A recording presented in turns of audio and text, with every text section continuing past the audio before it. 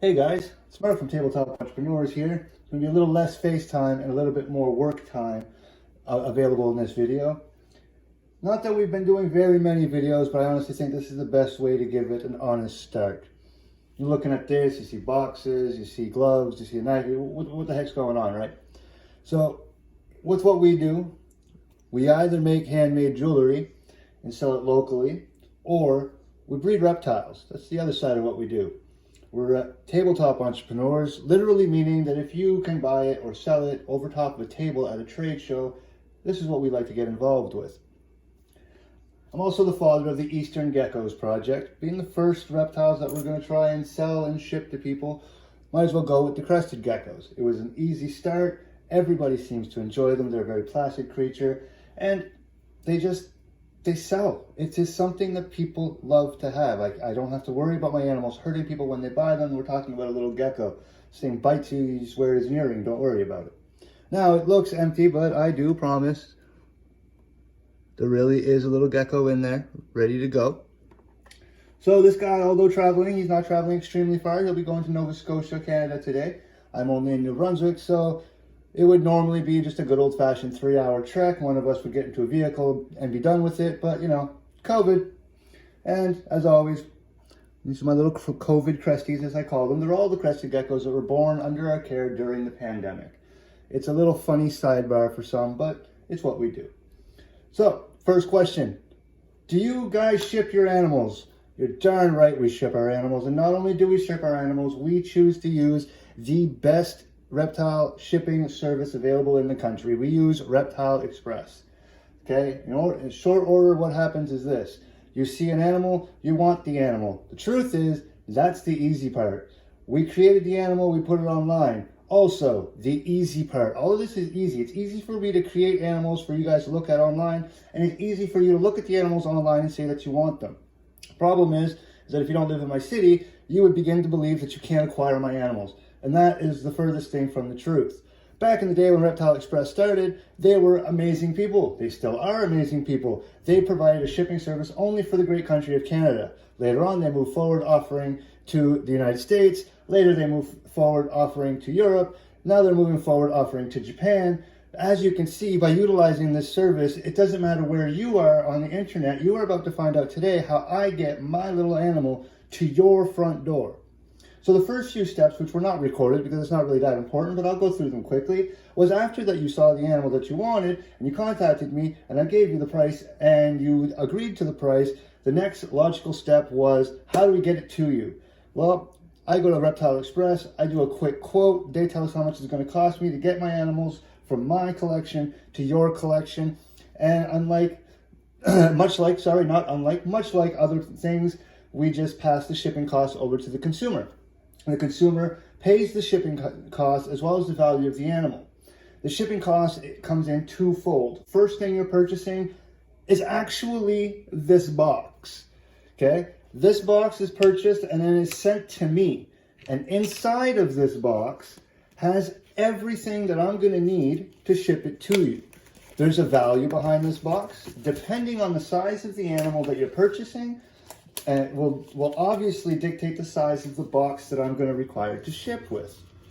Once I have the shipping box, and that can take a couple of days, just like anything else, I contact Reptile Express, I tell them what I need, they put it together, they ship it to me. It doesn't show up the next day as quickly as we'd like it to because that's just not how the world works, but within a few days, I get this box. Once the box arrives, I have to get it ready. So let's go about starting to get it ready. So the first thing we do is you want to open the box without damaging the integrity of the box in any way, shape, or form. Right? You don't want this to look like it's been tampered by some fool before the person got a chance to get a hold of it. So you want to try and make all your cuts and everything that you're doing absolutely clean and absolutely professional to the very best of your own ability. Okay? There is rules and regulations attached to how we use our boxes. This is a service that Reptile Express is providing us. Okay? This is a product. They want this on the top. This goes here. Because the truth is that the second that this box leaves my home and goes to your home, this box becomes the property, and for lack of so many insulting words, the problem of Reptile Express, whereas if anything should happen, the first people that need to be notified are the people in charge of running the shipping contract. Now, I can be notified just as easily as anybody else, but I'm promising you the first thing I'm doing is contacting Reptile Express to let them know what has happened, and then they go through the appropriate channels to fix it. So, this is not for me to enjoy leafing through, although I will share it with you because it is quite beautiful. This is not for me to enjoy, this is for my client to enjoy at the other end. So we'll place this to the side. The entire box is insulated. As we can see here, it has an insulated top. Again, we're not looking to damage anything that we're utilizing today. We move forward, we can see the interior of the box. Absolutely everything there is a requirement. Don't jump the gun, don't start taking things out and not using what's meant to be used. We have a heat pack. Keeps the animal warm during transition. I know the weather outside is beautiful, but the temperature changes once you get into the altitudes of an airplane, if at any point this box should decide to go on an airplane. There we go. Everything I need is in here, not to mention this actual plastic thing will be used for my shipping label. Perfect. So this is the interior. Now, the one piece I didn't grab before coming out here was the paper that I'm going to use to make sure that my animal doesn't move.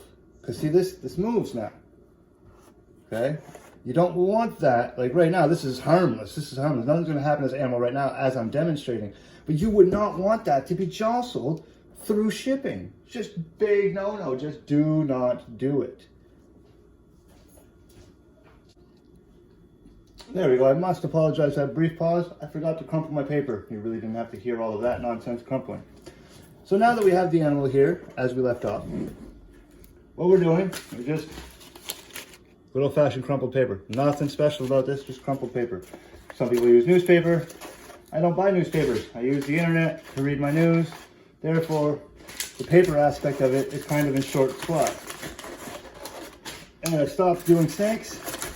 So when you stop breeding snakes and you stop selling animals like that, you don't really use newspaper for geckos as a substrate, so I don't have a ready available supply of it. Well, I told you weren't going to hear me crimple, but that was a lie. I'm going to stick this here. There we go. Now, this animal is ready for its shipment. There we go. Now moving forward, we just use our heat pads here. Where's the opening on this? The heat pad. All right. Give it a little shake. Motion activated.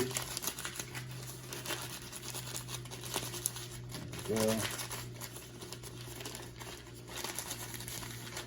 And how long is this one going to last me for? It lasts up to 40 plus hours. It's a good one. There we go. Okay, we're going to fasten that with the red stripe facing out. And what I like to do is very much like a reptile cage, hot side, cool side. I place the animal in the middle here, and I want the animal to have the ability to choose to go to a hot side of its container, which is going to be right here, or to choose the cold side of its container. I know it's a very small box, it's going to be relatively irrelevant, but we still want to make sure that it has somewhat of a choice, as well as keeping all the ambience available. It's a far stretch from using a heat light or an under tank heater by any stretch of the imagination, but so what we do to secure this is I just use a little bit of Scotch tape. And two. And you wouldn't believe me if I told you, but the hardest part about what we're doing is the Scotch tape. So here we have the heat pad fastened, right? Red stripe facing out. When I go to place this on, see how this works? And I made sure that I gave myself a border right here and here and through here. So that when it goes in, you can see that there's a thickness here, here, and all the way around.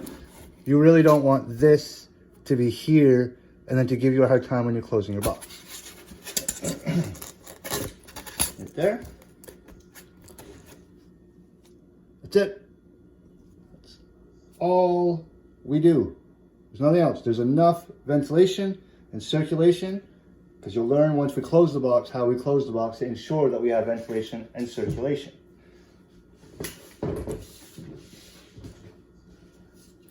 Oh, my goodness, klutzy fingers. Again, back with the pamphlet. Place it right here. Oh my goodness, I'm glad I didn't close my box yet. Due to the holiday, it made our shipping times last a little longer than we wanted to. Whether it would be longer for a box to arrive due to UPS being a little bit behind, or longer to wait for the actual shipment out because of the Queen's birthday yesterday. Either way, our shipment took a little longer than we would appreciate it. And in order to adequately apologize and make sure our client knows that we appreciate them, there's a little something in here for them that we can only hope that they enjoy.